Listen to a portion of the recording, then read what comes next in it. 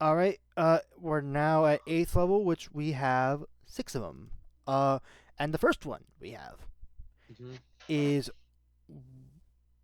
oh, wrong one. Haha. Uh, Creeping Death,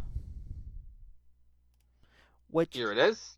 which is A a Sangromancy spell. which is Let's 8th say it level works. Necromancy Sangromancy, which so far not Warlock. been great for the Warlock and the Wizard. Gonna cast in time of an action. The range is 60 feet. Components are somatic. Okay. Duration concentration up to a minute. As part of casting, blah blah blah bitty blah 8 hit dice, which is a fucking blah bitty blah ton. blah blah blah blah At this point, that's like blah blah over blah blah blah half your hit blah points. blah. Oh wait. The target's creeping death threshold is equal to the roll the infinite hit dice. The target's creeping death threshold is equal to the roll's total. For the spell's duration, if the creep hit points are reduced to or lower than its creeping death threshold, It creature immediately dies. immediately Whoa. dies. As a bonus action, you can force the target to make a constitution on a failed saving roll 2d6 and add the result to the creature's death threshold. On a successful save, add half the result instead. If the creature succeeds on 3 saving throws, which don't have to be consecutive if the spell ends early, This okay. First off, I have to. this spell is convoluted. Okay, so if I'm reading this right, first off, something I don't like about this: no initial save. This sounds like something that should have an initial save to begin with. I mean, I guess the idea is it 8 though. 8. Oh no, 8. Like what? Yeah, 8. Warlock was what the Warlock? Warlock's a D8. Warlock is D8 at most. Unless you're the Wizard subclass that comes in this book, at most it is. At most you're dealing with 80 hit points. Now, is it reasonable to say that all of them are going to be rolling 8s for the spell? No, but that's like the No. maximum. 80 is the maximum that we're dealing with. If it's a No. wizard, Yeah. then 60. Yeah. What I am. Numbers don't feel right to me. Or no, wait, no, I'm wrong. Wait, hold on, I'm stupid. 8 times 8, that's It's 64. 64. And then 6 times 6, I knew I was doing something wrong. And then 6 times 6 is 36. Anyways, yeah, I don't know where you got those. Anyways, so there is nothing. This is an 8th level spell that really can only, at best, deal with a single, relatively to when you get this spell, weak enemy. And I would point out for our Warlock especially, because of how they get access to this spell, Right. you're almost certainly only getting one use out of this a day. And here's the thing though. They add the If and or buts about it. they add this thing about if they succeed a saving throw 3 times, Yeah. then not consecutive, the spell ends early. You simply don't Yeah. have to trigger this. You can literally trigger it twice, and if they succeed both times, then well, I'm not using this effect anymore. You're not understanding how it. Wait, let me see. Oh, yeah, you're Yeah, correct. because you You are just do it as a 100%. bonus action. But I guess the thing about that then is that you're just got then you're just damaging the old fashioned. But then I also feel like honestly, Ross, the effect is just damage with extra steps. Yeah, no, So and I think I have nothing that I can justify banning this spell, but I think it is overly convoluted for what it does. Like, yeah, we're not too far away from getting power word kill, by the way. right. So I think this spell in particular is again not overpowered by any means, but No. overly convoluted for what it does. The waste of your one casting of it. Here's my issue. I'm And trying to. I want personally. I would actually. I think this is a little lame for an 8th level spell, but I'm trying to think of other 8th level spells, and I'm actually I mean, you struggling. don't see them too much. I'm gonna say approved. I'm not gonna say without thought because it's not this spell doesn't have any use cases, Right? Yeah. but approved with like little trepidation. Yeah. All right, next. This next one, which I believe is actually from the other book, is called Flints. Flints. Once. Spell. Flants. Spell it, please. Honestly, F L I did not hear you. FLENSE. Okay, Flens. Which it was in the previous book, so let me open up the spell, but our last thing about it was we had just simply said approved. Okay. So let me pull this up. So it is a 8th level spell. Uh, Mhm. it is necromancy. This is the old version, by the way. So just Yeah, stop yeah, me if there's anything different. It's this for School of Necromancy. It's for the cleric and the wizard. Range of 60 feet. Components is verbal somatic material. The material being a Please, scalpel, so it doesn't matter. yeah. Please read the action as well at the casting time. I said it cast times in action. I did not hear that. Sorry. The duration is a minute. Concentration. You target a creature you can see within range using necromantic force to slice the skin from its body. Make a ranged spell attack against that creature. That target must succeed on a Constitution save, taking 8d6 necrotic damage on a failure, half as much on a success. Huh. On each of your turns, for the duration, you can use your action to force the same target to make another Constitution saving throw. And repeat the damage. The spell also ends if the target is ever outside the spell's range, which, reminder, it's 60 feet, if the target is reduced to 0 hit points, or it has total cover from you. Is that about the same? No, they changed it a lot. Alright, what do we got? So let me read the actual spell. Okay. So Necromancy, 8th level, Cleric, Wizard. Okay. It's action, 60 feet, scalpel, concentration. So you target a creature you can see in range, blah, that's all the same. Make a ranged spell attack against that creature. On hit, they take 8d6 necrotic damage, no save. Oh, No so they save, so they just- removed the secondary part for a save. Kind of. And then on each of your subsequent turns until the spell ends, magic action, which is an action to force the same target to make a Constitution saving throw, even if the first attack missed. Oh, so we have a little bit of a witch bolt situation here for 2024. Yeah. On Okay. a failed save, the target takes 86 necrotic damage. On a successful save, blah blah blah. And the spell ends, the target is ever outside the spell's range, the target is reached 0 points, and if you can't see it. So they basically just said, hey, let's remove the range attack that you do for this is guaranteed to do 8d6, but then the subsequent that's not guaranteed. It's the other way around. You'll do half. The subsequent is guaranteed to be some damage, even if you don't get anything on the initial attack. This means that the spell will always have value. Okay. I think for 8th level, I will it's... say, yeah, there is something to note with the reworking of the spell, the way they set it up. Because it used to be total cover. Now it's that they can't see you. If you get the blinding condition or they get the invisible condition somehow, the spell just ends. You're right. Okay. But I will say, that. approved. I like what they did with the spell. Yeah. All right. Let me go apply approved. Mhm. Also, I'm now realizing that I'm recognizing this other one too. I'm gonna double check it, but the next one is called Life Sync. One word. I'm gonna double check. Life Sync, Life Sync. I do not see it. I might be thinking of Life Tether, which is a spell we looked at. All right, so Life Sync. All right, so it's an 8th level necromancy spell for the cleric, the druid, the sorcerer, and the wizard. A good number of people get this. It's cast off of an action range. Self-rebels magic concentrated for a minute. An order extends of you in a 15-foot emanation, so that means any direction 50 feet from you. Any other creature that enters or begins its turn in the area takes 46 necrotic damage. At the start of your turn, you regain 46 hit points, +1 for each creature in the area. Oh boy. My feelings on this spell are mixed. So it's guaranteed damage, which I want to bring up. This has no way to designate enemy and ally, so Correct, this will be harming your allies. The range is the same play size around as Spirit Guardians. Yeah. And you regain. So here is my issue. Like, I have two issues. Issue number one: the damage is very small, laughable for an 8th level spell, and the healing also laughable for an 8th level spell. However, it is some of the very few healing that wizards get. That is true. I will, however, state, because this is for the 2025, in the Faerun book that came out after this, so I really cannot hold it against it too much, they did give wizards a much better healing option. Right. So, this is not as big a selling... And to be clear, Cleric, Druid, and Sorcerer, I would never dream of using this spell.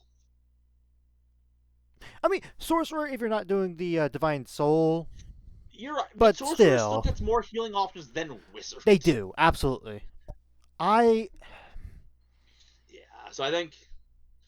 So yeah, that's my stance. This spell is I'm only going to buff for Wizard, and even now, thanks to Faerun, there are better options, and this spell is. It is basically it's a pathetic damage spell for 8th level and a pathetic healing spell. right. I mean, If I was in any situation in a fight where I'm willing to use 8th level, I would either use 8th level to heal or 8th level to damage. yeah. Again, even though I can't think of actual proper like official 8th level spells, we could literally look. I think the other one was better. The one that's just straight up damage. Yeah, so. Alright.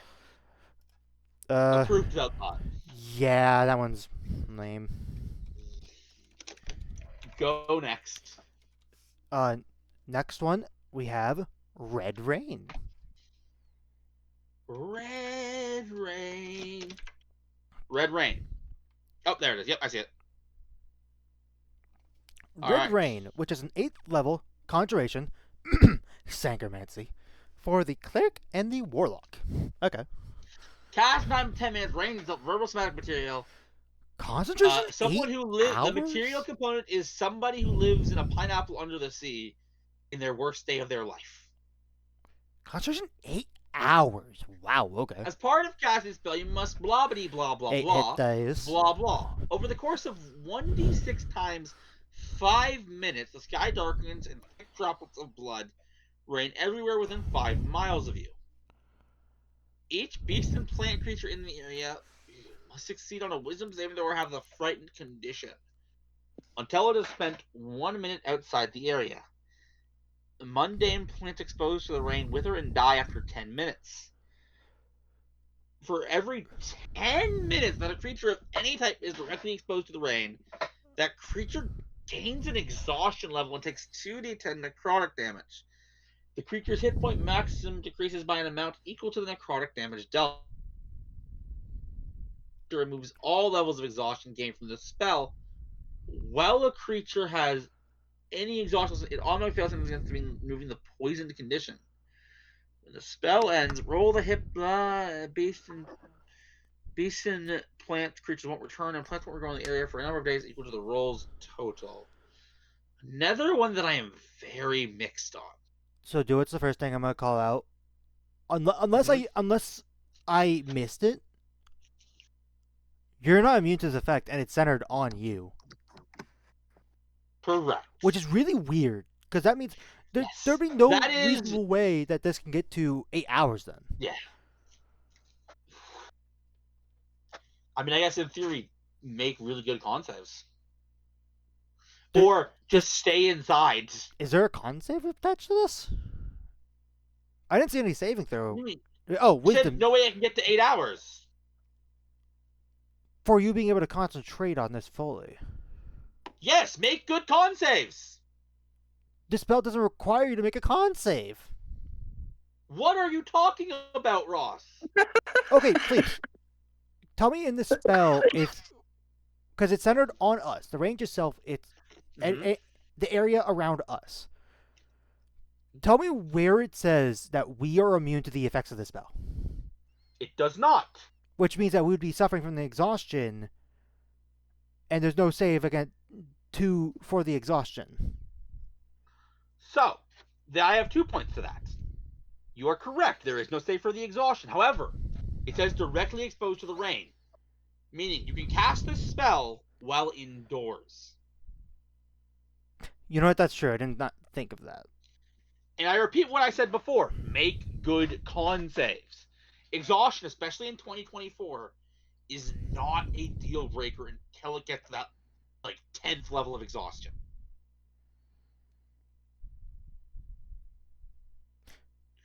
Yes, it's a severe penalty, but if you make good con saves, you can keep the spell going.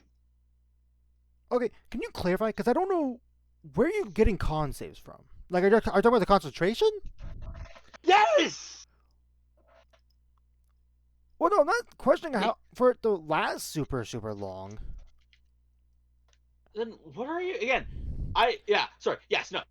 If you, as long as you are not, as long as the rain is not falling on you, you are going to be fine. Okay. But now, yes. So now we get to my actual problem. But you are actually hitting on my problem with the spell. Because yeah, the con save issue, or the keeping concentration spell, I don't think is an issue. No, no, not at all. I'm My more questioning. main issue is, first off, I don't think this spell could ever be cast by a good character.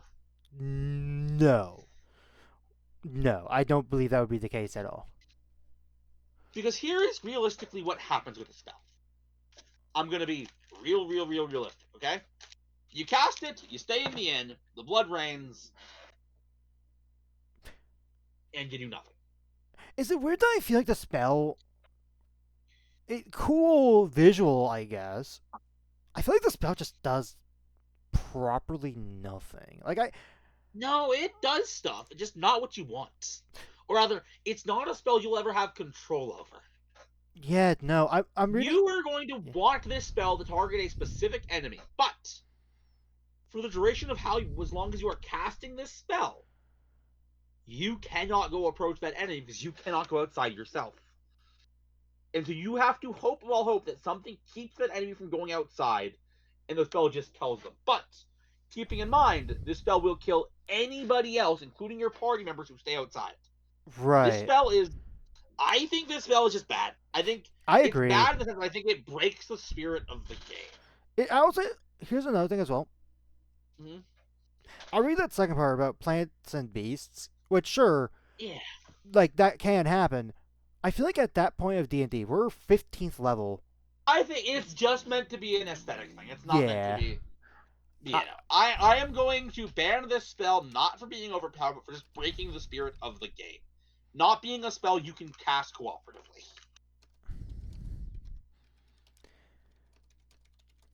Also, I just thought about this. Here's something funny for you. Mm-hmm. What's that? Adding circle casting to the spell make it even further than 5 miles. Don't even want to think about that. Ugh. Anyway, all right. I feel like that would be a fun little villain encounter. Yeah, 100%. But you know, we have as a player. Before. Yeah. I don't need player options to be compatible with my villains because guess what? Right. I can just do it. Next one. Undead Enthrallment. Undead. This one actually sounds familiar to me.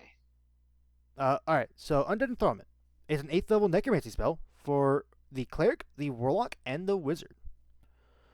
It's got a casting time of an hour, a range of 10 feet. Verbal magic material, clay pot filled with blah blah blah blah, worth 500 gold pieces for each corpse. Wait, so we have to have multiple onyxes worth 500? So it's like if I want to do it to 2 corpses, I would have to have 1,000 gold pieces of 2. Let's see what the spell does. Yeah, let's see. Choose a corpse or a number of corpses within range that are equivalent to the size of. You sure this wasn't in the other book, Ross? I'll double check. I don't believe this was a part of it. Undead Enthrallment. The name and the effect twinge my familiar bone. No, it's not here. Alright. Choose a corpse or a number of corpses within range that are equivalent to the size of the creature you're animating. The GM determines how many corpses are required. Your spell imbues the target with the following blah blah blah. You can choose the target to blob CR. The GM has a creature game. On each of your turns, you can use a bonus action to mentally command any creature you made with the spell if the creature is in blah blah blah. You decide what action the creature will take and when where it will move during its next turn, or issue a general command such as to guard a particular chamber or corridor. If you issue the command, the creature takes the blah blah. Once given an order, if the creature is under your control for blah blah, after which it stops obeying your commands, you give it blah to maintain control of the creature for another 24 hours. You must cast a spell on the creature again before the current 24-hour period ends. This use of the spell reasserts your control over the one creature you have animated with a spell. Rather than animating anyone in a creature you have maintained with control, you only control a maximum of 4 creatures with this. You're right. This is sounding very familiar. Was there another Maybe one? they changed the name. Was there another spell? I'm gonna double check. Was there another spell that was lower that did something very similar? Am I crazy? Maybe we covered this in the book already. You forgot to mark it down. Well, And it no, we was like wouldn't a have because class subclass feature. we might be thinking of greater animate dead. Maybe that's what we're thinking of. That might be it. Yeah, As for this, lame. only up to Lame for a CR3. level. Yeah, lame for a level 8. If we're doing it for an 8th level spell slot, I would want the CR of it to be, a lot more. I want it to at least be, I don't know, CR 10 or something. I mean, you're capping out the number of creatures you have for the spell specifically anyway. Awesome. All right. Yeah. No, we're gonna Heard about that? prove that thought. Yeah.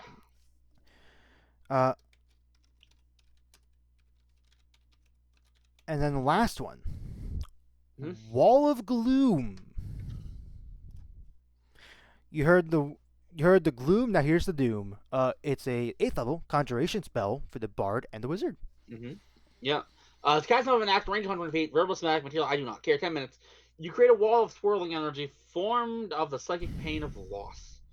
The wall appears in a range on a solid surface and lasts for the duration. You choose to make the wall up to 60 feet long, 10 feet high, and 5 feet thick, or a ringed wall that has 20 feet diameter, 20 feet high, and 5 feet thick. The wall blocks line of sight.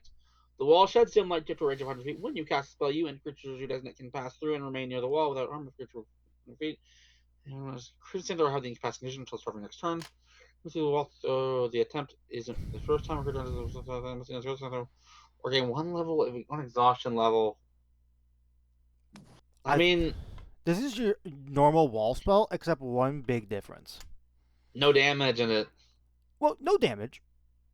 There's also no concentration. Oh, that I didn't even notice. But yeah, I don't know. I'm not really feeling this one.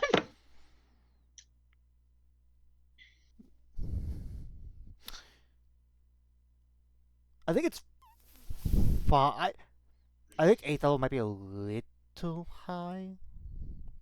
But no concentration. I gotta consider no concentration. It is something on the field that can continuously incapacitate it. Right, which is a very powerful effect. If your party just stays there, you have a second shot. So I'm not gonna say without thought, but I'm not excited about it. I'll be honest, 8th levels. No, I don't want to say disappointed. 8th levels are hard to do. Yeah, there's nothing. Yeah. Anyway, right, we're gonna take a little. Ourselves a log. And then we get to look at the 9th level spells. So, all right, we're back. All right, 9th level spells. Let's start off with perfection. Quite literally in this context. Perfection. Let's take a look-see here. Which is a 9th level abjuration spell for the bard and the cleric. So the cast of an action, a range of 60 feet, components, verbal, and duration is a minute. You speak a holy word and remake a creature you can see in the image of the Arc-Seraphs. The poison condition on the creature ends. Curses on the target are expressed with spell duration is restored to its hit points maximum. The creature's ability scores less than 18 become 18. Ooh. Depending on the word you use, you also bless the target based on the Arc-Seraph that you can call upon. Immunity to the charm condition. If the target fails a saving throw, it can take a reaction to cause the save to be rerolled. It must use the new roll. Immunity to frightened, and the target does an extra 46 force damage to the first target it hits on each of its turns. Give its target's immunity to poison damage and the poison condition until it regains 46 hit points at the start of each of its turns. The target gains 30 temporary when an ally within expands, the target can take a reaction to take the damage instead. The target has immunity to thunder damage when the target takes damage from a certain creature it can see. It can take a reaction to deal fire damage to the creature instead. The target gains true sight. At the end of each turn, the target can award heroic inspiration to an ally that doesn't have it. Okay. I mean, not the worst at all.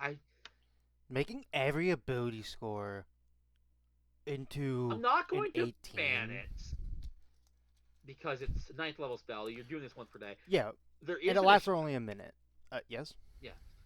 Or rather, an opinion piece. I don't think that making every ability score 18 is as good as it sounds.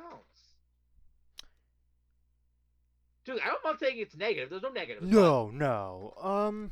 I think most builds are not going to get much for doing that. That's fair. If you were to do this, let's say on your buddy the wizard, and he has a 6 strength, let's say, bumping it up to 18 isn't going to do much. The real benefit here is the con boost.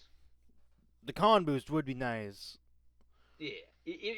Assuming they have not been hard focusing on con, boosting the con is very nice. And that being said, all these benefits are nice. Most of them, I think some of them are, yeah, but yeah. Anyways, this is a proof because it's 9th level. Who cares?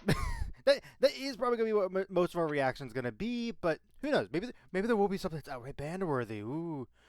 Phoenix Flames, which was I believe, let me double check the other document real quick, but I believe that was part of the old one that had gotten a slight change. Oh, well then why don't you? I will pull it up. Take a look and see what we said. Well, we had said approved. Yeah. And this is what the spell does. And let me know when to stop. No, read the whole thing. I will tell you the difference after. So it's a 9th level spell, of course. Action, self 20 feet radius. Verbal somatic, instantaneous, evocation spell. This is for the cleric, the druid, and the sorcerer. You emulate yourself, consuming your body in searing cloud of holy flames. All creatures within 20 feet of you must succeed on a con save, or take 30d6 radiant damage and gain 1 level of exhaustion. On a successful save, a creature takes half the damage and is not exhausted. If a target is killed by this damage, the body is incinerated. After 10 minutes, you rise from the ashes where you originally casted the spell. You are returned fully to life as if you were affected by a true resurrection spell. Could you read it for me again, Ross? The whole thing? I'll tell you when to stop this time. You emulate yourself, consuming your body in a searing cloud of holy flames. All creatures within 20 feet of yourself, or 20 feet of you, must make a con saving throw or take 30d6 radiant damage, and gain 1 level of exhaustion. On a successful save, a creature takes half damage and is not exhausted. If a target is killed by this damage, its body is incinerated. After 10 minutes, you rise from the ashes where you originally cast the spell. You are returned fully to life as if affected by a true resurrection spell. The only change I think may have been a correction. Unless I am crazy. Where are you seeing the change? I need to, before we do, I actually need to open the old book. Do you want me just to send you the spell real quick? I can probably find it. Okay. But yes, sorry, because this is super bothering me. So it's called the Player's Pack. There it is. Player's Pack. Here we are, Z's. We're looking at our spells. We want Phoenix Flames. Here we go. Yep.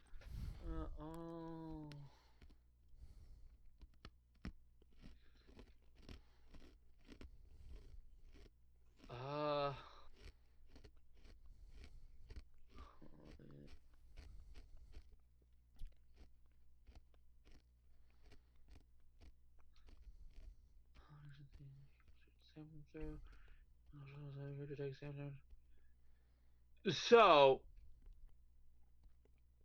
I believe the only real change is something that they probably intended from the beginning, but did not write in the original write-down that they put in D&D Beyond. What is that, just for clarification? You are reduced to 0 hit points and die. Oh, okay. Also, the range that is a little bigger, going from 20 to 30. Yeah, but not I'm a more crazy focused change, on that because that. But okay. Because, yeah, that was super bugging me. But yes, it is otherwise identical. Okay. So naturally approved. Yeah, a little bigger range, which is nice. Yeah. Next, we have Steel Immortality, I'm gonna assume you mean steel. Yeah. which is a 9th level transmutation spell, Sangromancy, only for Warlock. It is a cast time of a reaction in which you take when a celestial, elemental, fey, fiends, or undead within range that you can see is reduced to 0 hit points. I don't like the specifications for this. You have a range of 300 feet, and it has a Verbal consumable snag material: the component. skull of a humanoid encrusted in gems worth 1,000 gold pieces, which the spell consumes. Oh boy. As part of casting Blah the blah spell, blah. 9 Blah. Ross. hit die. Ross. This is my job. This is my job. Blah blah blah. Blah blah blah. Blah blah. Roll the hit point dice suspended to cast the spell and gain a number of hit points equal to twice the roll's total. You gain the creature type of the spell's target in addition to your own type. While the spell lasts, you have immunity to poison and you no longer need to eat, drink, or breathe. How long does this last? Indefinitely until you use the spell again. Wait, where does this say that? Down to very bottom, very bottom, very bottom. You have the creature type and the benefits until you cast the spell again, or are reduced to 0 hit points. Well, that's good. Sorry, that should not be all the way at the bottom. Anyways, while the last you have immunity to the poison condition, you no longer need to eat, drink, or get resistance. Blah blah blah blah. On your new, you've been again. Your resistance to radiant and necrotic damage have a 5 to 6 feet. Your resistance to acid, cold, fire, and thunder damage. You can use a bonus action to the initial condition until the start of your next turn. Your resistance to cold and fire and damage and some fly speed. You have immunity to necrotic damage. You have immunity to the turn. Approved without thought. Oh my god. A 9th level. So we are spending our 1 9th level spell slot on this.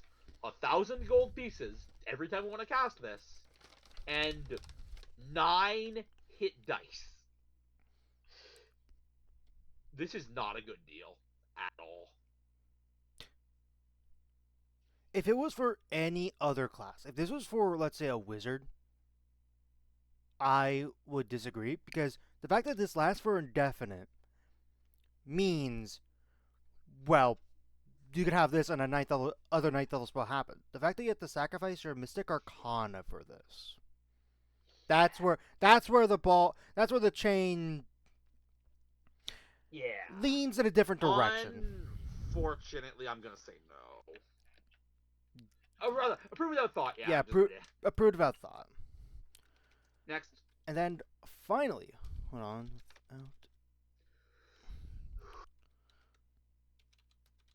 Thoughts. We have our last spell, Wipe Face, which I'm gonna say this, one of the weirdest named spells I've ever seen. But anyway, it's a 9th level necromancy spell for the cleric and the wizard. So, cast time of an action. A range is 60 feet. Components verbal somatic concentration up to 10 minutes. You curse the creature you can see the range. Target space replaces the complete smooth skin. Soon the creature's eyes, nose, blinded incapacity begins suffocating. You can make an attempt to concentrate something at the end of the spell, dealing at least 15. Target can open the very long street, but the curse seals is opening at the start of the spell. But the curse seals the opening. Nah. It's interesting, but I don't think this is a 9th level spell. I look at this, then look at the people that get this. Wish is right there. I mean, Wish is Wish on the table. Okay, Meteor Swarm. We have a true polymorph. Stop saying stuff. My point in this is the fact that it's guaranteed blinded, incapacitated, nothing, no save, is crazy. But it's so easy to remove this.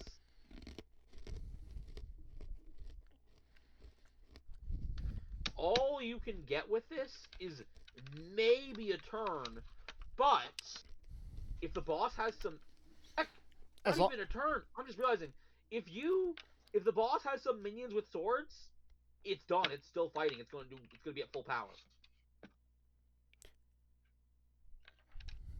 Yeah, no, yeah, no. It is ironic because if it just did what it said, I would actually be like, "Oh wow, this is powerful." But what it does, just not worth it. But approved without thought.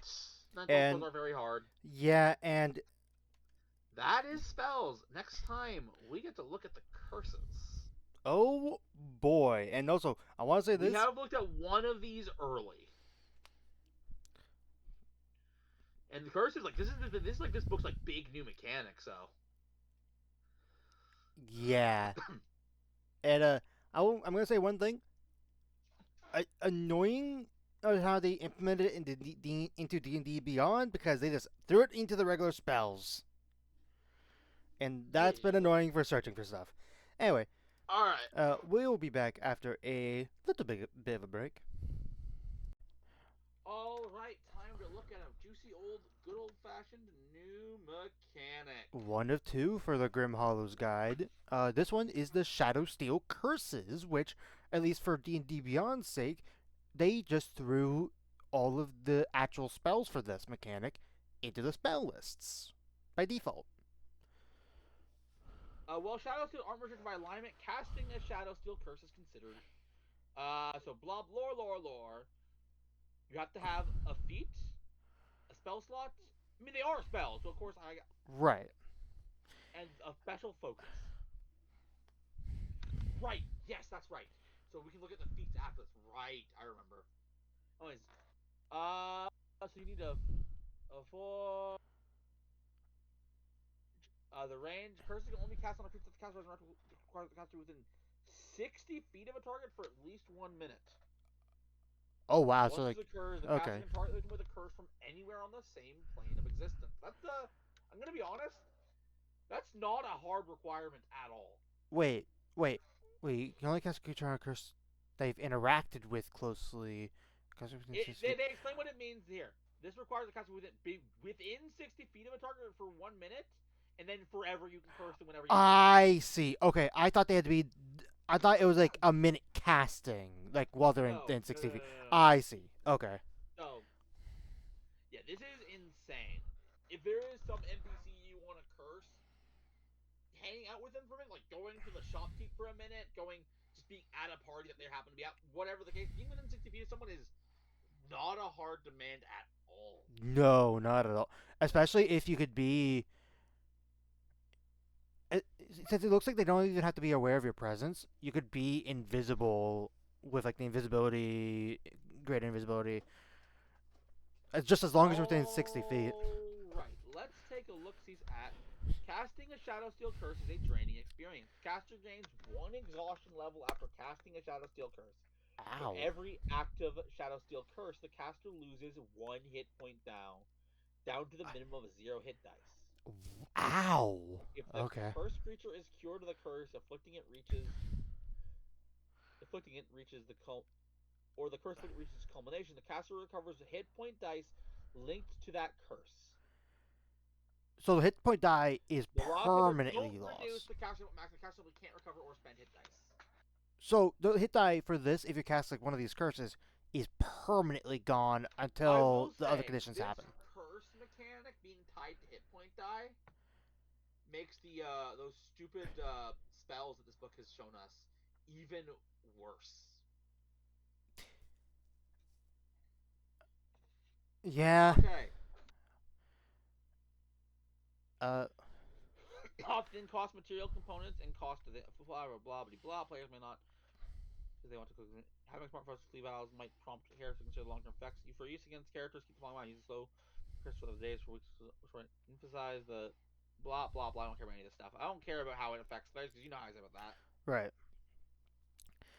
Well, Shadow Spontaneous Steel curses. curses generally require training. The expenditure of a spell slot, as with any spell level spell, and a Shadow Steel focus, sometimes these curses can be performed on specific but dramatic circumstances.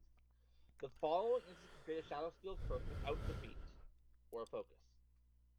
The dying breath of breaking a vow, the name vow, betraying a. So basically, these curses are something that if you take the feat, you can do to someone else, but their main purpose seems to be something I can do to you. Yes. Okay. A caster can enhance by adding additional components to the spell. The casting time of the curse or the relationship between the cast and the target. To also change the power and effects of the curse, use the list below to modify the saving throw with the DC, or the target has advantage on the saving throw. Anomalous. If target is wrong, the caster special components. They don't specify what. What? They're just special components? That means so nothing. So, if we use so I guess, yeah. Special components can give it disadvantage. Animosity, if the target has wronged the caster, it has a -2 on. Oh, okay. I get it. So if we use special components, they have disadvantage. If they have wronged us, they have a -2. If they can see us, they have a -2. So these curses have like a scaling. We can just cast it as an action, but the target has advantage on the saving throw. Okay, so this has like the sort of scaling saving throw thing that Scrying has. Is it Scrying? Kind of, yeah. Anyways, okay. Let's keep looking. Progression of Shadow Steel. They between each phase is an escalation check. A Shadow Steel curse uses the following charge. They make a saving throw. Even if successful save will cause harm, the effect. A specific event will trigger the curse to do more stuff. Okay. The effects of this stage are usually cosmetic. Daily at dawn, the target makes an stage to remove the curse advance to the next stage. Countering the curse at stage requires move curse or greater restoration. The target makes an stage to remove the curse advance. Currently, the curse of this stage requires 2 kills less violence casting to remove curse. Oh, wow. This is hard to cure. The target makes a stage check to determine if the curse advances to the next stage. Currently, the curse requires 3 simultaneously. The Shadow Steel curse reaches this stage. The consequences are often dire, fundamentally changing with the target. And only if the player character encounters a creature in this curse, it becomes an NPC. They can only cure by wish. I have issues. Looking at this as what it's clearly meant to be, which is a DM tool that I can use on you, I have a problem with this. Okay. Ross, what do you think my problem with this, as it's written, as a DM would be? We're not looking at player power. We're not looking at any of that other fancy stuff. I am a DM, and I am considering using this. Something is stopping me because I don't think it's good for a DM. I mean, you briefly mentioned that it's hard to remove.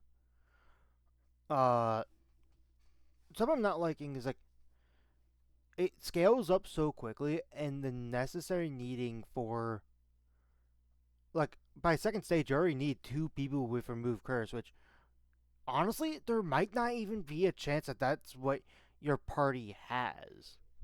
Now, but also greater restoration, but also God, I just realized that's gonna be expensive. If your party doesn't have remove curse, but they have greater restoration, which granted I don't know if there's a class that only has one over the other, that's gonna cost a lot of money, unless it would only be one material component. Right now, you are barking up the wrong tree. But to give you a clue, if I were a DM to use one of these curses, why would I? Like, completely above table, what would my motivation be to use these? Probably to put in some urgency to do something. As a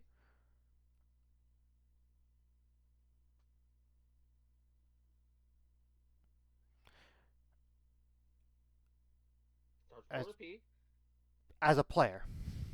No. As a PL, so you're close. Well, not close, but you've got the first 2 letters right. PL. O. Oh, plot. Plot hook, yeah, plot hook. A plot hook, okay. Yeah, it's money to do right word. You're basically saying the right answer, yes. To encourage you to do something. That is actually accurate. This isn't good for that for a couple reasons. When is this the easiest to get rid of? During the first day, where you only need one person. And that's my issue. If I were to give you this for the sake of an adventure, you could get rid of it like that, like a snap. if it's like even possible to remove at that point. I mean, yeah. Obviously, that's my issue. I think the fact that this gets hard to remove as it goes is completely counterproductive to a DM tool design space.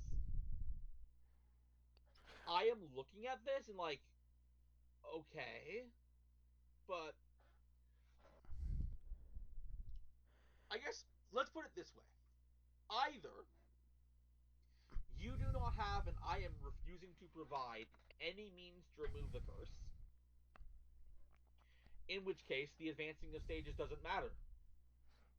If you can't get access to a greater restoration spell, the fact that it gets harder with stages does not matter to you, yes? Right. But if you do have access to greater restoration, and you as a player know I am using this mechanic, which I would be upfront about it, because I think it would be stupid not to be, for a Right. mechanic like this. If you have access to greater restoration, and you are able to figure out that you have a curse on you, which in theory, depending on what these curses are, I feel should be pretty easy to do, especially if a party member has a curse or has the adept feat. That's a good point. These curses, for all we know, the person that's been casted on it, they might not know it's going on at all until it's too late already. But that's the point. But my point is, if you do and have access to it, you're just going to get rid of it immediately. I'm not going to lead you to confronting a villain. I'm not going to lead you on some epic quest. So when this effect makes a difference, it doesn't make a difference. Does that make sense? Yeah. And So also, that's my issue. when I was reading these paragraphs, like the stages, Mhm. I was envisioning there was a moment when you and I were players. I'm not gonna say when this had happened, but basically we had to try to figure out how to remove a vampirism curse. I don't know if you remember this from way back in Yeah, the day. I will tell you right now that was a homebrew aspect of the book. But yes, I remember that Right, thoroughly. like I feel like that was done way better than it just scaling daily. Is that what it was? Like, The issue here is we're looking. The idea is we want this to hit the players. right. Anyways, all right. A shadow steel curse often has an immediate effect when the first caster then lies until the target completes a task action that's string. For example, a creature until it chooses if a creature fails anything against shadow curse, it doesn't know its curse unless the specific curse mentions otherwise. So they really don't want you to know. I guess is the idea. Wow, that's rather mean. But I feel like the player could figure it out. I think. Waits like a trap. The escalation checks. D20 This is a DC D20 roll with an equal with a DC equal to the number of tests it has made.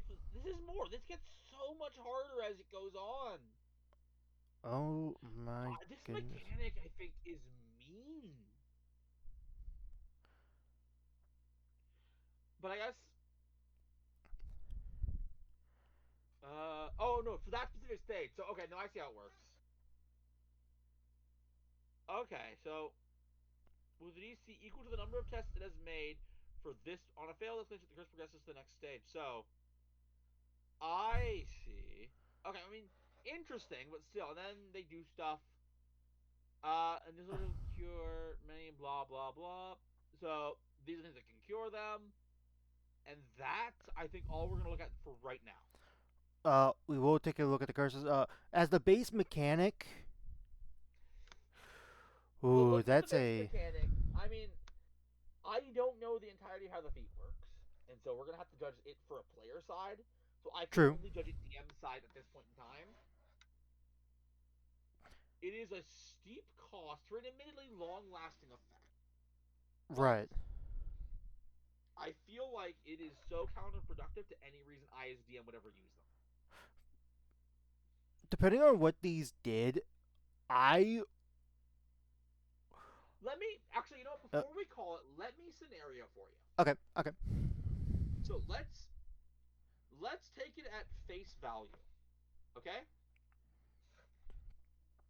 You do not know you were cursed. Right. These effects start happening. what do you do?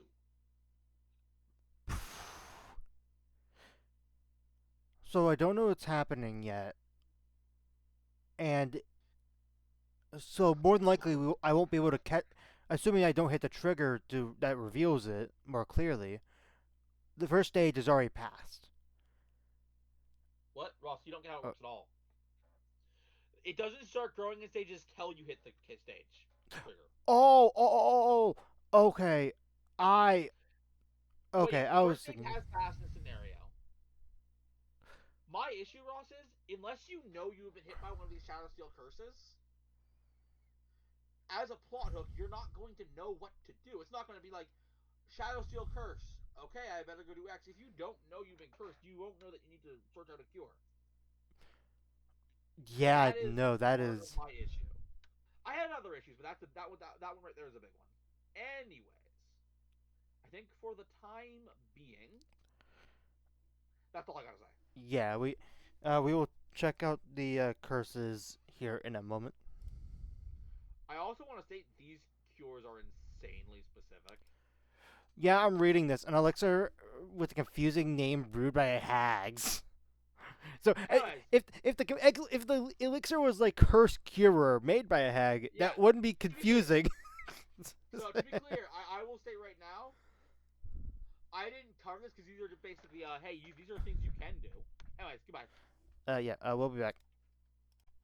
All right. All right, We it's just looked at the time. shadow. We just looked at the mechanic as a whole, but or as a general concept, let's look at the actual spells that come with it. Well, let's not call them spells because they're not. They're curses. Almost each of them can be done as a ritual. Blah blah blah. The following chapter is sorted alphabetically. So we got Curse of Conceited Obsession. Which is a 6th level enchantment curse. With a cast number of an hour range of special, verbal somatic, and we got a material, a thread from a bead or closure target, hand and a gilded mirror worth 1,000 gold pieces, all of which the spell consumes. And the duration lasts until it is properly cured. The target makes a charisma saving throw. On a save, the target takes 46 psychic damage and is aware it was targeted by a curse. Additionally, for 1 minute, the target takes 1d6 psychic damage at the start of each. Oh, that is So powerful. Keep in mind, this is an hour casting time. on a success, it constantly Yeah. takes. For a Okay. minute. So that's going to be 10d6 psychic damage. Plus 4. 14d6 psychic damage. Which, I mean, normally this doesn't matter, but I guess you could have a weird thing of if you have met the. Because wasn't the requirement for these curses, you had to, like, meet the target and, like, be within 60 feet for, like, a minute? Correct. So I guess if an enemy got away and then you got to, like, the bad guy's base, let's say it's, like, a dragon or something, you met him for a fight, Yeah. then they But left, let's. then you could do Yeah, this as a pre thing before the fight starts. but let's see. But let's see what it actually does. Initial on a failed save, the target takes 8d10 psychic damage and is cursed. That's pretty sizable damage. Yeah. Although I'm not sure, is the success more damage overall or? No. Well, what is the average? So average of a D10 is a point is 5.5. So that would be what 40, and then add another. 5.5. It's really easy. Uh, 5.5 times 8 is 44. 44. Okay, and And then then 1d6, we got 14d6s, and it's what? 3.5? 3.5. Yes. 3.5 times 14 is 49. 49. So, yes. It actually would be more beneficial. Again! But the assumption here is that damage is not the purpose. Right.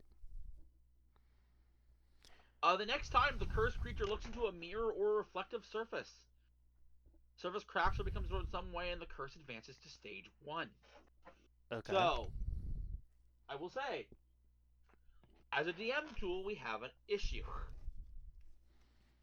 How many times do you as a player describe, I'm looking at a mirror? Anyways. I think if the DM calls out something that's interesting about a mirror, like, at like, Yeah. oh, the mirror looks like it's encrusted with gems or something like that. Like But at that something point, the interesting DM detail. is overly forcing it. Right. Anyways, stage 1, the cursed creature is compelled to stop and admire themselves whenever it sees its reflection. It constantly fusses over its appearance. That would be really funny How if you do hit this on a I vampire. No, it would do nothing on a vampire if you play by that lore. Oh yeah, wait, because actually next time the Every time creature whenever looks it into a sees its mirror surface.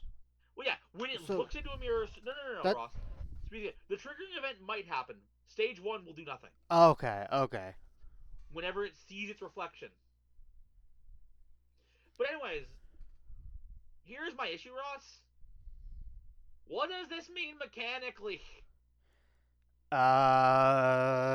Like there are no mechanical words here. There's nothing I can use to be like, okay, all right, so you stopped in front of a mirror. I need you to make a wisdom saving throw to avoid it. No, like, oh, you're gonna have to look in the mirror for exactly this amount of time, this many rounds, and make I guess there's nothing attached to this. as yeah, as written. Here is what happens: you pass a reflective service, and your character is out of commission. Period. Unless someone breaks the mirror or something. Well, But yeah. yeah. My point, you still see your reflection. Yeah, my point is there are no mechanical words here, which means I don't know how to adjudicate this. They should help me adjudicate this. Because again, my imagination tells me 9 times out of 10, the point of this is going to be to hit it on the players. Right. Alright, so stage 2. The cursed creature becomes obsessed with looking for its reflection wherever it goes, including in the eyes of its foes. Attacks against the cursed creature have advantage. There we go, some Okay. mechanical Some words. mechanical stuff. I guess, wait, let me level check. Maybe stage 1 is supposed to be super roleplay type of stuff, maybe? The events are usually cosmetic. Okay. Okay. I don't remember even reading that one last time. I did. So really, So okay, okay. so this is just roleplay. This basically. And then there's actually But this is our first mechanical set. debilitating. Okay. Attacks have an advantage. All attacks that could be insane depending on what the DM throws at you. There are Yeah. some stat blocks, by the way, that if they get an advantage on you, destroy you.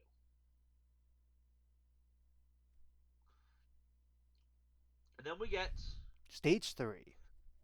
the cursed creature is driven to find or build a location where it can see its own reflection from many angles. The cursed creature is compelled to remain in this location and admire itself. Additionally, the cursed creature has disadvantage on attack rolls from its obsession with its own appearance. Again, though, Wait. this one's The cursed hard. creature has disadvantage on attack rolls from its own obsession with its own. So basically, because we like to look at ourselves, we attack worse. Okay. Well, Yes, I but was reading that that's like, wait, disadvantage on, like on and then ourselves. But anyway. our culmination. The cursed creature twists into a deformed figure, becomes Weeping Willow. Your character is dead. So, looking at this, I have a couple issues. Stage 1, fine, it's cosmetic. Right. Stage 2, hey, it actually does something. Stage 3, well, the first thing is cosmetic. We have an issue.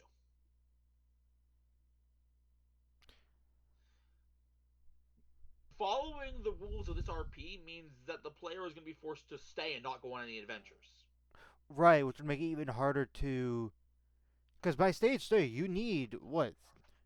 3 casters with I mean, remove it's not curse, even let's about the say. casters. It's about treating this like an adventure hook. How are we Right. supposed? Like, what is the? Yeah, no. We need more game text. This curse does 2 things, and they're not crazy things. They're pretty bad. And then you just straight up die. What even is a weeping willow? I don't. I think it's a type of tree. Oh, okay. Anyways, so then we got Curse of Crushing Sensation. Another enchantment. I think these all going to be enchantment, probably. Yeah. Blah blah blah blah blah blah. Worth 1,000 gold pieces, which the spell consumes. All of which Blah, the blah, spell blah. consumes. Not even Correct. just. Yes. Which includes Yeah. a drop of the target's blood as well. Yeah. The spell curses a creature with painful hypersensitivity to physical sensations. The target must make a Constitution saving throw. On it, the target takes 46 thunder damage and is aware its target for 1 minute. The target takes 1d6 damage at the start of each of its turns. And then 8d10 on the About the initial same. effect. I think that maybe. Yeah, this is about the same. Okay. This is okay. Yeah. So these are all the same. Starting bid at the very least so far. The next time the target hears a loud noise, it gets a crippling headache, and the curse advances to stage 1. Again, A player define could. loud noise. Well, okay, that one isn't as ambiguous because Thunderwave.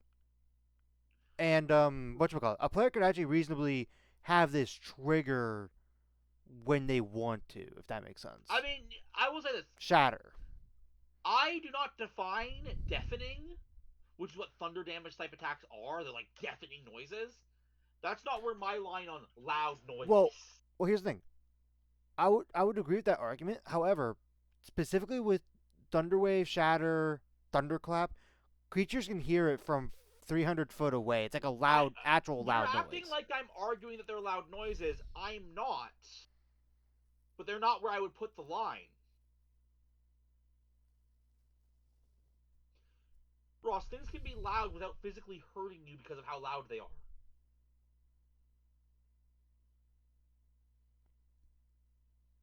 But that's literally how thunder damage works in D&D. Saying that. Okay, Ross, you seem to be thinking I'm saying something I'm not. Yes. Things can be so loud that they hurt, which is what thunder damage is. But that's not where I put the line. I would say a gunshot. Again, ignoring the bullet part. The sound of a gunshot. That doesn't necessarily hurt you, correct? The sound itself, not usually, I would say. But you would still, as a human being, call it a loud noise. Right, okay. That's what I'm saying, Ross. We don't, because loud noise is not defined, and I am not going to make the assumption that they mean when you take thunder damage. Okay. Obviously, yes, it would definitely trigger on anything that can do thunder damage. 100% agree. That's a fair bet. But I don't feel like that would be the only trigger here. Okay. Again, it's just more ambiguity. And then we got stage 1. The cursed creature avoids bright light, loud noise, extreme temperatures, and doesn't like to be touched. And to be clear, Okay. I look at this as a DM too. All this ambiguity is disgusting. Like if you guys get the feat and cast this on one of my NPCs, I don't have a lot of guidance on how to run them. I have a little bit, but not enough that I'm happy with it, you know? Right. Anyways. So again, cursed 1 cosmetic curse. The creature can't stand the feeling of rough or heavy clothing and skin. It can't wear armor, and it has vulnerability to thunder damage from its hypersensitivity. Additionally, it has disadvantage on attack rolls if it or its target is in an area of bright light. Okay, Ow, okay, that's three things at once, though. I mean, here's the thing. Not wearing armor isn't as punishing, depending on what class you are, obviously. Or what enemy stat block. True.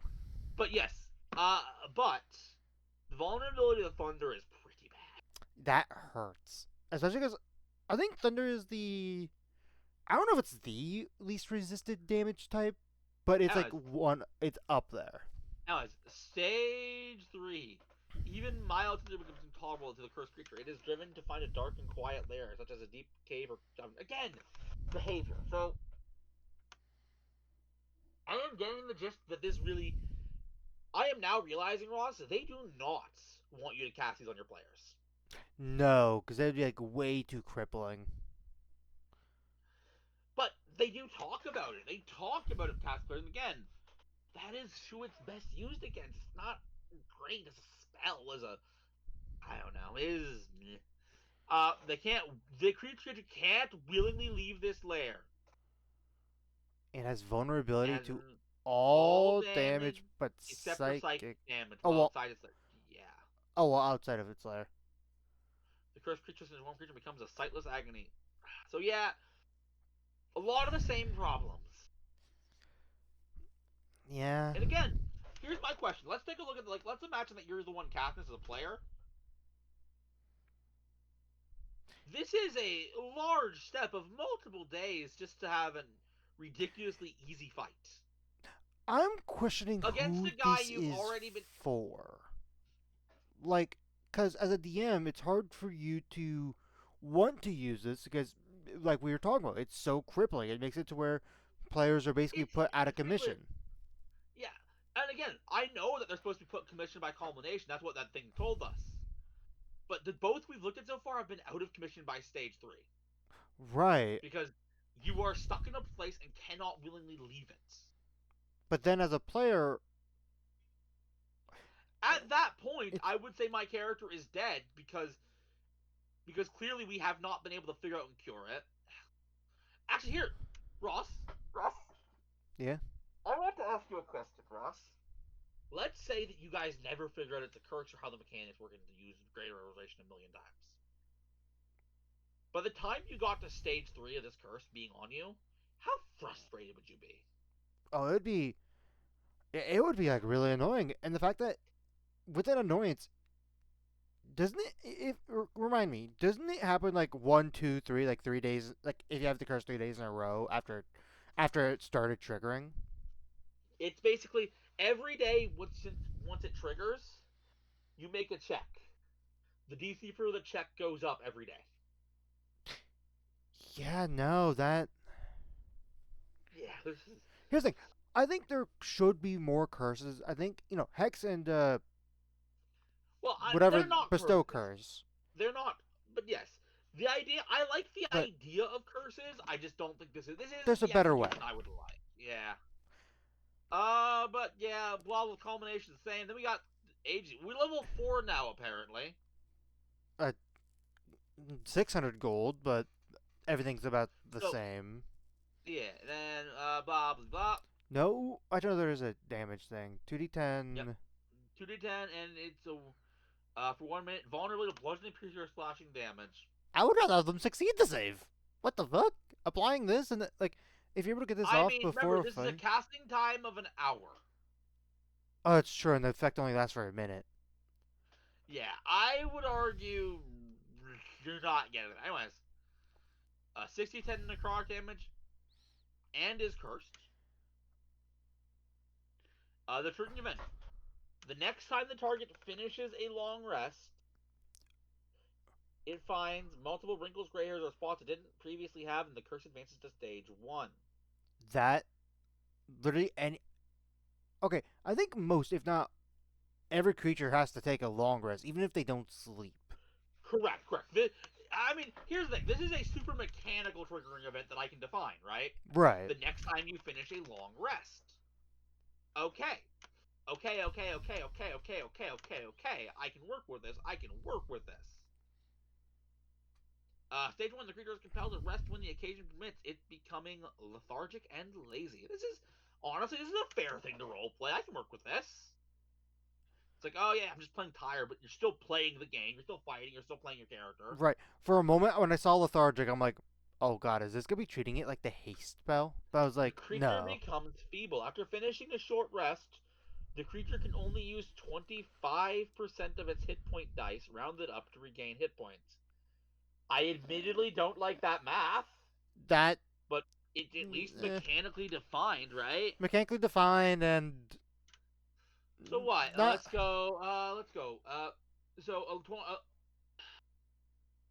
20 divided by 0.025. No, I did not do that right. I was gonna say that's 5 hit dice at level 20, and then Right. it's a range of 1 and 5 So yeah, for the hit dice. this is super debilitating, but it's not going to it. But my character is still playable. Yeah, your character is still playable. The cursed creature starts to age rapidly, becoming decrepit. The creature has disadvantage on strength, dexterity, and constitution saving throws. No, this That, all works. This works. honestly, this one is more reasonable than any of the others. Yeah, I could totally hit this with my players, not feel bad at all. Although, Obviously, again, by imagining by the time that stage 1 really becomes obvious and stage 2 becomes obvious, they're going to seek out a cure. right. And I will obviously, as a DM, provide them some means of getting that cure. That's my job. this is reasonable. And then you become a body snatcher. Yeah, which is I think these are all stat blocks. It doesn't matter. Yeah, it doesn't quite matter. All right, then we got the Fastidious Pride. We're at level 3 Third now. level. Again 600. 600, 2d10, 4d10. Okay. And is Sorry, blinded these are all the same, for so I'm gonna bluff them. blinded for a minute. Fair enough. And blinded and is cursed. The next time the target hears its name spoken, the speaker sounds derisive regardless of its actual intent, and the curse advances to stage 1. The cursed Derisive? creature hears veiled insults everywhere, believing everyone is jealous of its brilliance and talent. This would be Stage funny to 2. put The on a cursed king. creature feels restless unless it is actively working to accomplish a goal.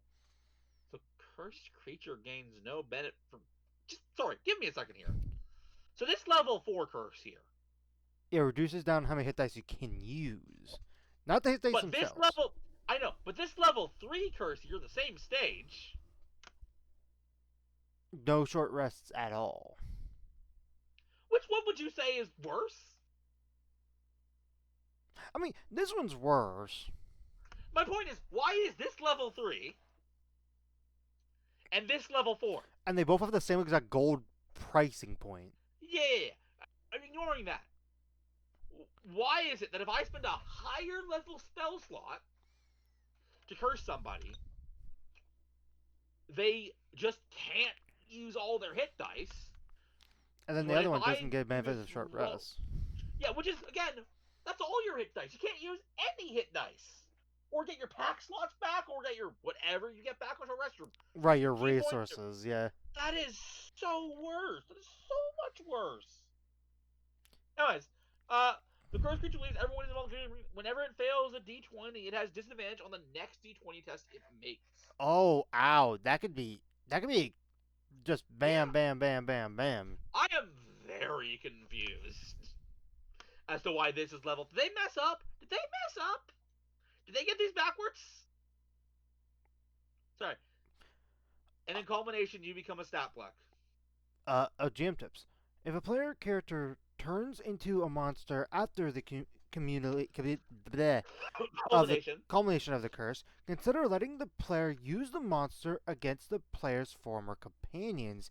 This ensures everyone gets to participate in what can be a memorable event. I mean, fair enough, but I mean, neat, I guess. On your players. Yeah, it depends on the players, honestly.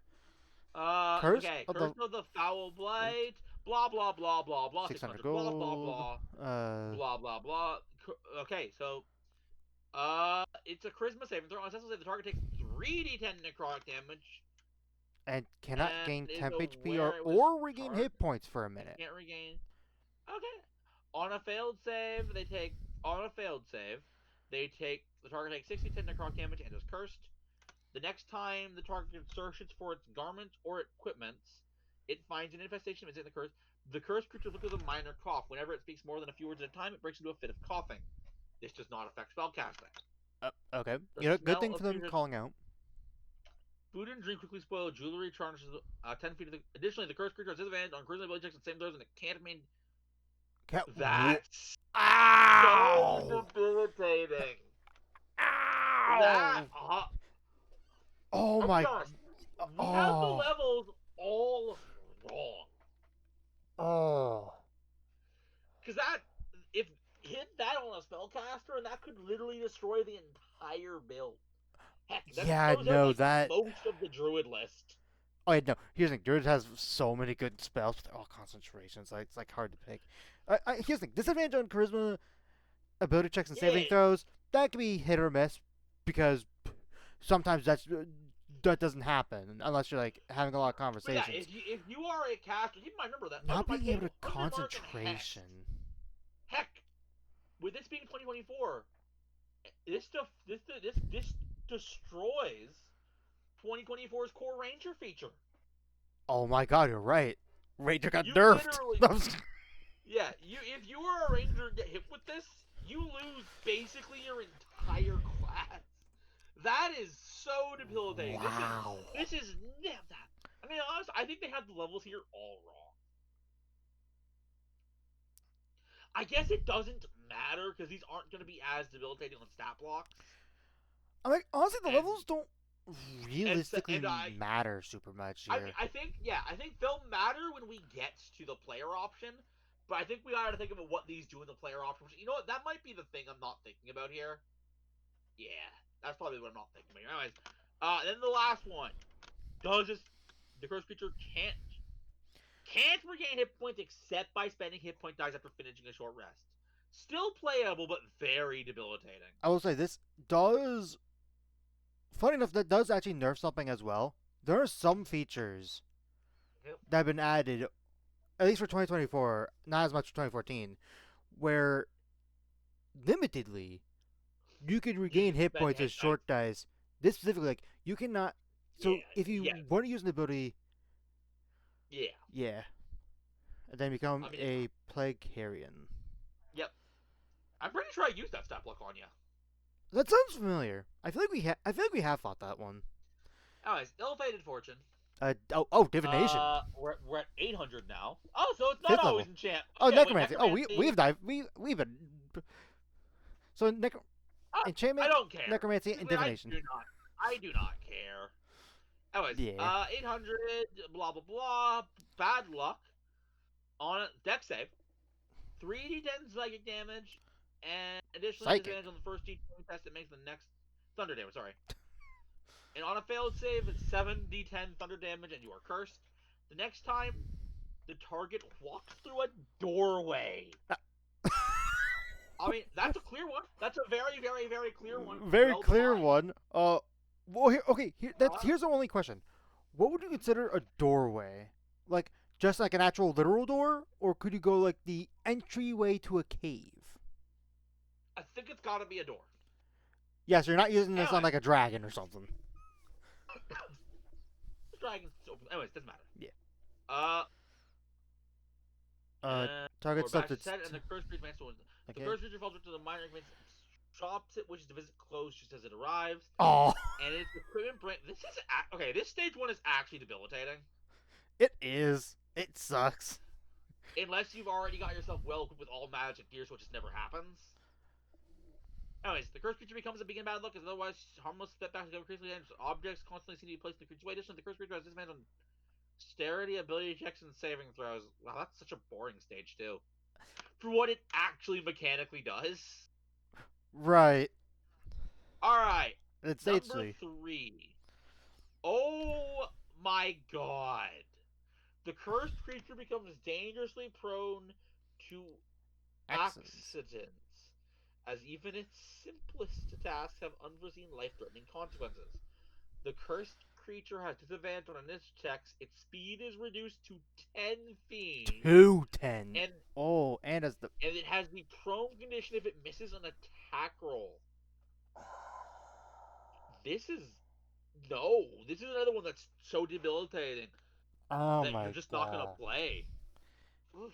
10 movement. I think the lowest for a player to get to, at least for 2014, is 15, and that's with a small character that lacks a strength requirement, but it is wearing heavy armor. I think. All right, then we get insatiable greed. 5th level, yada yada 1 hour you. special. 800. Blah, blah, blah, blah. Yep. Better wisdom save. 40-10 cold damage, anywhere cursed. Nothing else. Nothing else, really? Nothing else. Nothing else. You sure? Yeah, Nothing else. nothing else. Weirdly enough. Okay, this better be good then. Honestly, 60-10 cold damage, speed reduced to 0 for 1 minute. At the end of each turn, the target speed increases by 5 feet until it reaches maximum speed. That's a pretty bad effect in a fight. But again, this is right. again Yeah, the cast time the for cast- this is an cast- hour. cast time is an hour. Unless So you're not. I guess something weird you could do is now I don't know how we're gonna do it when we run 2024, but 2024 clerics, if they have any of these curses on their list, they could use their channel divinity to do it. I mean, do you mean channel divinity or divine Or intervention? divine intervention. I meant divine intervention. Correct. First off, I have never run in the 2024 divine. 2024 That is divine intervention sucks both not- I believe in the funness 2024 Divine Cleric. Let's take a look, see exactly how it works, because I want to. So we're looking at the level. Level 10. Here we go. You can call as a magic action. Choose any cleric spell of level 5 or lower that doesn't require reaction. To cast as part of the same action, cast spell without. I mean, yeah. Yeah, They could. the reason why I bring that up is because people have brought up that you could use this to instantly cast Hollow. True. I Which, still I don't like that. No. But anyway, back to what the does this point of this. actually do? The next time the target finishes a short or long nest, it notices it has lost a valued item and the curse advances to stage 1. Oh no. The cursed creature becomes compelled to steal trinkets. Okay. That one's not The terrible. cursed creature finds a secret place to start stashing its stolen trinkets and it becomes anxious about leaving the location for extended periods of time. Stage 2? We're going to stage 2 now? Oh my god. A disadvantage on wisdom, ability checks, and saving throws. The cursed creature is driven to transform its hoard of trinkets to a labyrinth of possessions and treasures. The cursed creature desires to remain in this lair. The cursed creature can't take reactions. Ugh. Same issue. Yeah, And they same issue. become a venomous abomination. Ugh. Again, to be clear, cast this on an NPC, theoretically it is fine. But having this put on your PC, which is, unless they specifically built for it, the main way you're going to be interacting with these, this is too debilitating for me to ever consider using. Yeah, We got no. Lost Sentiment, which is an hour, 600 gold, blah, blah, blah, blah intelligence. On a successful save, 3d10 force It has to incapacitate condition until its incapacity. next turn. And again, this is an hour to cast, so Right, that's not gonna do much. on a failed save, the target takes 6d10 force damage and And has it's the stun done until the end of the next turn. The next time the target finishes a long rest, it suffers a nightmare of being abandoned or left behind, and the curse advances to stage 1. Okay. The cursed creature begins forgetting events that have occurred within the past few days and the names of acquaintances. AKA me in general. The cursed creature Ross, careful, man. I didn't know you were cursed. The cursed creature gets all but its closest companions. It has the delusions of hidden threats and scheming rivals. Additionally, the cursed creature has disadvantage on intelligence ability checks and saving throws. The cursed creature forgets its closest companions, its own identity, and its goal. The curse fabricates delusions of a great conspiracy that only the cursed creature can prevent. The cursed creature is compelled to take any action it believes is unnecessary to uncover this creature. The creature can't take bonus actions, and they become a dream whisperer on stage 4. We are again in the same issue at stage 3. If I don't know who the party is, or what the goals are, or my own name, Right, then I'm not going on the adventure. You know what would suck? If an enemy got hit, if an enemy or a player got hit with all of these at once or something. I don't even want to think how I would rule that. I'm gonna say as a DM, if I even end up allowing the defeat, which honestly, I think I might just say that curses aren't gonna be part of my games. These curses, at least, you know.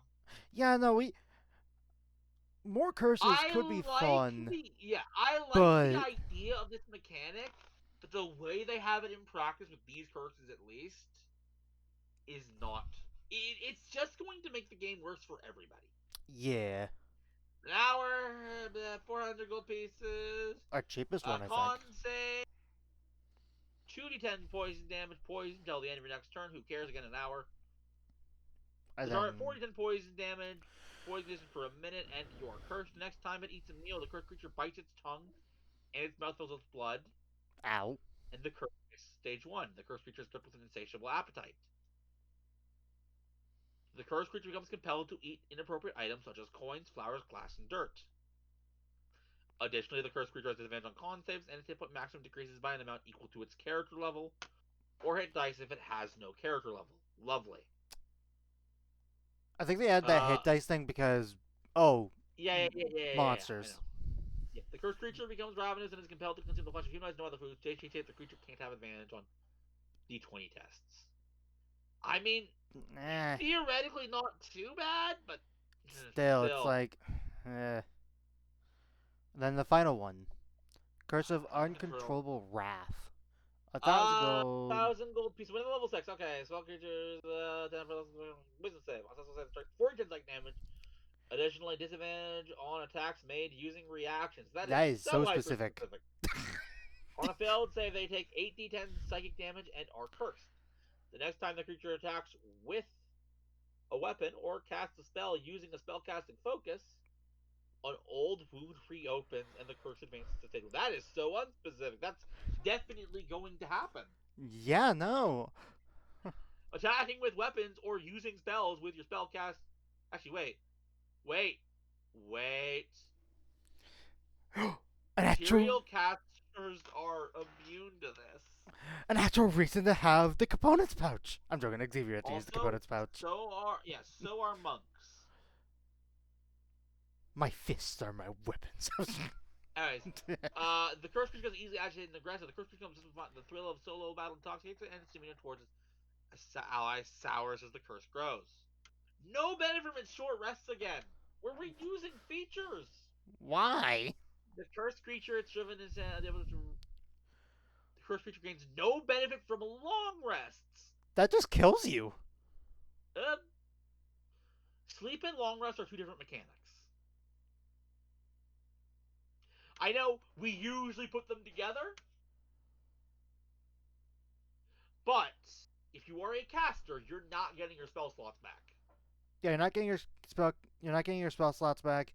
If you have any levels of exhaustion, those are never coming back. Or no, you're never losing Again, those. Wait. Is it long rest required for exhaustion or sleep? Yes. So exhaustion specifically, yeah. But again, long rest is not sleep. They are separate Right.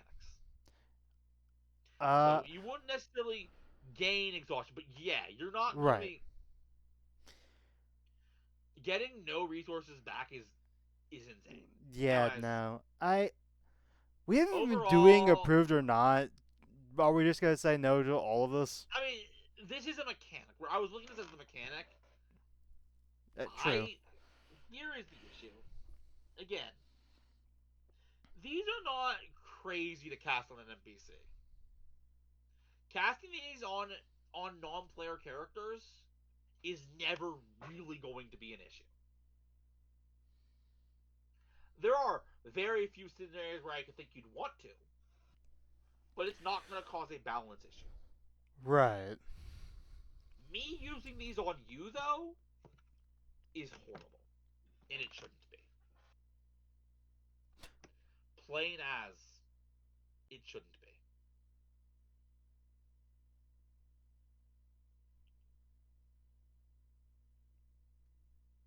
So what are we saying?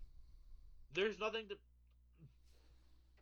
The only thing that needs to be approved are player options. And as a player option, these are not broken. That's all I attach this as approved. I would even say without thought. Because while they are not broken, I cannot see a lot of scenarios where you would want to use these. Right.